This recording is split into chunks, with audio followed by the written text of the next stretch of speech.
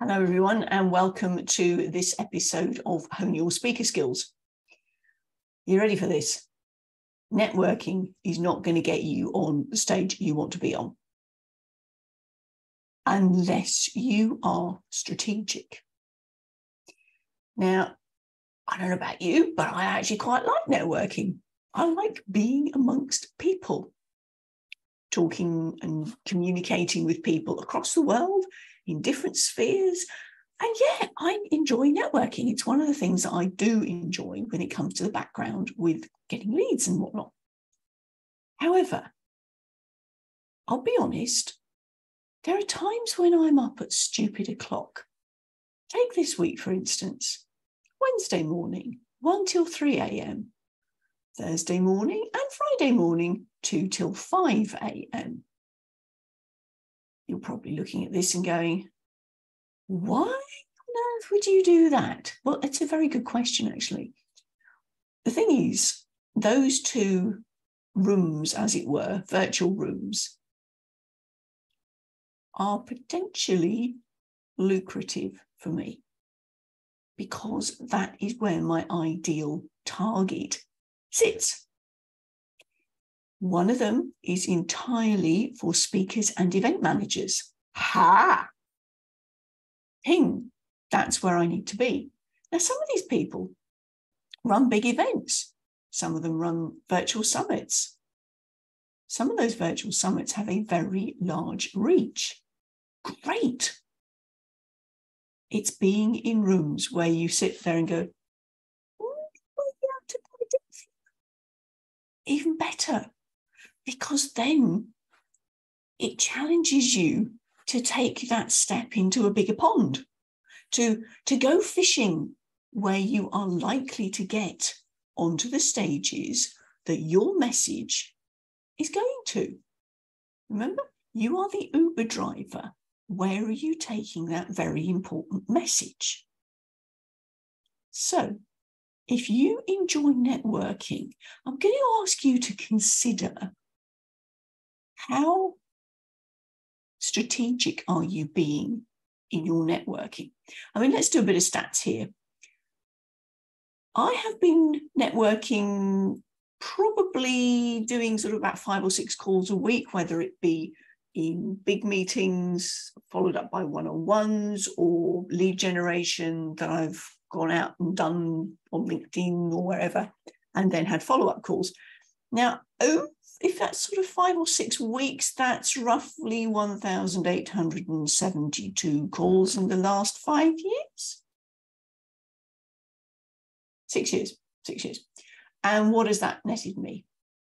1 physical stage, 4 summit appearances, one of which I had to pay for. And although people who went on those events, who attended, I'm probably in touch with 10% of that population. Now, looking at the figures, is that actually a very good return on my invested time, particularly my horizontal time, because a lot of these are based in the US or in Canada, so North America. So this is where the up at stupid o'clock time comes in. Now, if it is an audience, a meeting where I'm going to, chances are I'm going to be able to find people that will have stages that I want to get onto because their audience is who I am connecting with, then it's important to do that. It's important for me to put myself out of my familiar zone, i.e. my bed, to get onto those stages, to get into those rooms with the potential then of getting on those stages. Now, also, I'm going on to into those meetings that have event managers going to, because I'm also thinking about all the speakers I work with and going, right, you'd be good for that event, you'd be good for that event. So that's important for me to do that from that perspective. So my query is, are you doing a lot of networking, enjoying the process, getting lots of people in your network? But are they strategically useful meetings. Let me put some flesh on that for you. I was talking to somebody this morning who is a sleep specialist, wanting to work in the corporate sphere, appreciating, backtrack, pediatric sleep specialist with babies and small children. Now, on the surface, you'd think, why would she be wanting to talk to corporate audiences? Well, the thing is that if you are a parent of a small child who is not sleeping, guess who else isn't sleeping? Guess whose productivity is impacted? Guess whose bottom line is impacted? The business owner.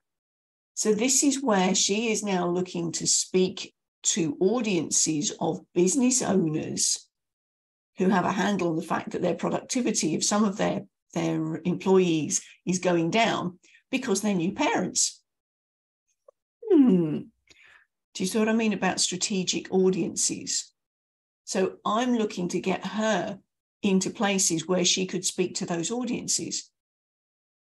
Oh, it's about knowing who you're speaking to. Remember, be very clear on your purpose, be very clear on your people, and how are you going to get to them? Think about that then, from your networking perspective. If there are networks that you are part of that have become a nice little club, social club, and you love meeting with these people, great. And look at the time it's costing you. Could that time be more lucratively used elsewhere to get into other networks that will promote you as a speaker or will promote you as a person of value that you can then get reciprocated? Because appreciating that networking is not all about me.com, it's about the joining of the dots and who you can connect with. Either way, I'm going to invite you to think strategically about the networks you are in. Get yourself as a speaker into those rooms that frankly make you a little uncomfortable. It will stretch you. It will bring you up a notch or three and get you thinking about how I can express myself, how I can tell people what I do, what I speak about in a way that is going to make sense to that person. And maybe then, if that person is not right for me at this point, who else they can pass my information to. So think about your networking. Is it getting you on the stages you want to? Take that step back. We've just come to, at the end, here in Australia, we've just come to the end of our financial year at the end of June. Time to review. If you're in North America and your tax year runs January to December, halfway through the year, an ideal time to take that step back, review the networks you're in. Are they lucrative? Are they getting you on those stages? If not, look elsewhere. Are you better suited to a mastermind somewhere or a different set of networks that will get you onto stages, that will get your message out to your ideal audience?